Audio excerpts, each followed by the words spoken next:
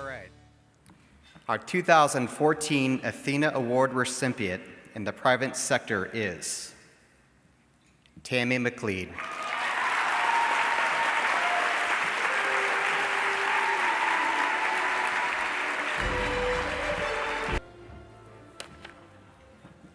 So I got together with some of the former Athenas earlier today, and I asked for their mentorship on how not to cry up here, because I'm a crier, and so I'm just decided to go with it. When I was 13 years old, I entered an essay competition that was sponsored by our local Optimist Club on the meaning of citizenship. And I can remember working on it, World Book Encyclopedia in my lap. The young Athenas have no idea what I just talked about. But while doing that research, what I learned was that most scholars point to ancient Greece and the origin of the concept of citizenship back to the land of Athena. See, the Greeks maintained that citizenship was not set out by law, but in fact it required the active participation of individuals. I was reading about that active participation, voting, active service in government, creation of policy. And I went in to my father and I said, I can write this essay, but I'm 13 and I can't do any of the things that I'm writing about. And he said to me, think about citizenship as the unselfish giving of oneself for the betterment of others.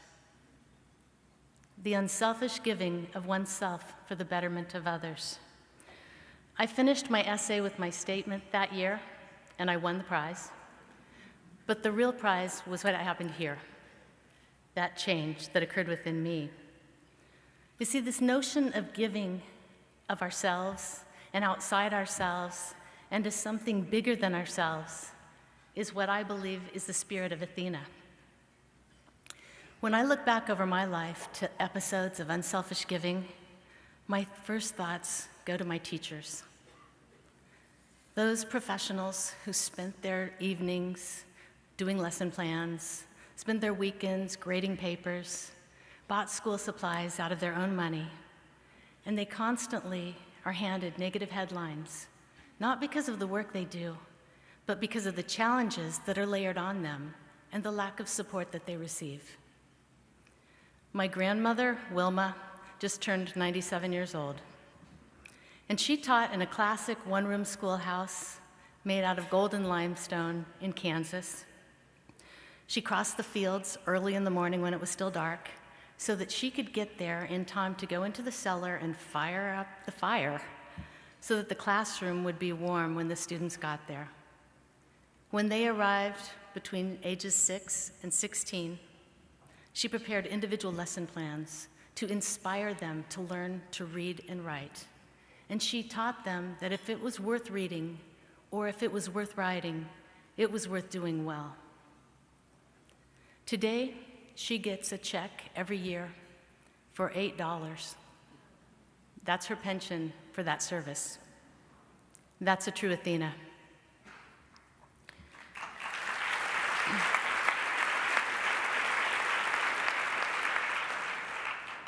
In Arizona today, 45% of the children that are attending our public schools fall below the poverty line. 45%. And I believe that if there is one thing that we can do to make this a better place, to increase our community's competitiveness, to create a thriving entrepreneurial ecosystem, better healthcare infrastructure, and a more enhanced arts and culture community, it is by focusing on those children and their education. Because like Pearl said earlier, access to a high-quality education should not be a privilege, but a citizen's right. And as Athenians,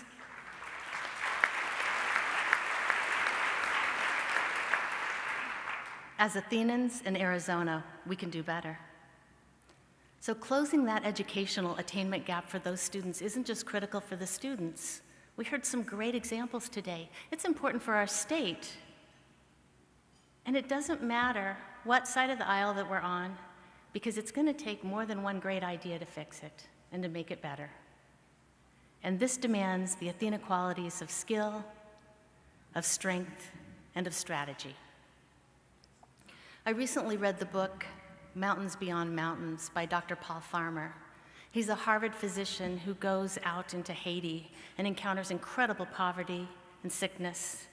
And as I read that book, I was transformed back to that 13-year-old girl with the World Book Encyclopedia saying, I don't think I could do what this man does. And I turned the page, and there was a quote by Dr. Farmer that said, lives of service depend on lives of support. That reset my compass, because I can always be that life of support. So I want to thank Kimber Lanning, Cynthia Zwick, Ken Schutz, Pearl Lisa Chang, Barry Gold, Dr. Glasper, Barry Broom, for the lives of service that you lead, which allows me to act as a support. Thanks to the Chamber for creating this event. I have met so many new friends in the process.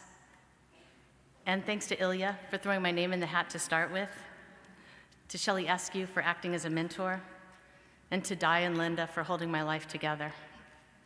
I want to thank my parents and my husband, your patience and your partnership, and for truly being unselfish in your charter to make our family better. And thank you to APS, because they give me work that is both engaging and committed to our community. And they don't just value that work, they expect it of me. Finally, there is one huge glaring difference between Athena and I. You see, Athena was a virgin.